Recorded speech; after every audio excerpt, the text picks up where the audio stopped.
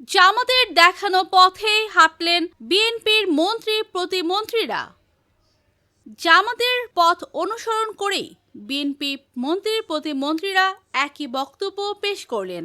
তারেক রহমানের নেতৃত্বে গঠিত নতুন মন্ত্রিসভার সদস্যরা বেতন, সুসজ্জিত বাসভবন এবং গাড়ি সহ অন্তত ১৩ ধরনের সুযোগ সুবিধা পেতে যাচ্ছেন।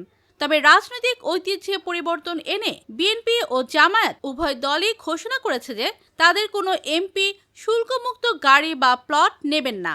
একজন মন্ত্রী মাসিক ১,৫,০০০ টাকা সম্মানী পেলেও বিনয়ী জীবন যাপনের ওপর জোর দিচ্ছেন নতুন সরকার। এই ক্ষেত্রে প্রধানমন্ত্রী হিসেবে তারেক রহমানের সুবিধাদিও নির্দিষ্ট আইনের মাধ্যমে পরিচালিত হবে। এছাড়া অসুস্থতার সম্পূর্ণ চিকিৎসা ব্যয় ও আপ্যায়ন ভাতার বিধান থাকলেও জনস্বার্থে এসব খরচের ক্ষেত্রে কিষ্টতা সাধনের ইঙ্গিত পাওয়া গেছে। এছাড়াও দেশ পরিচালনায় জনগণের প্রত্যাশা পূরণে খুব শীঘ্রই একটি ১৮০ দিনের স্বল্প মেয়াদী পরিকল্পনা বা রোডম্যাপ ঘোষণা করতে যাচ্ছেন নতুন সরকার।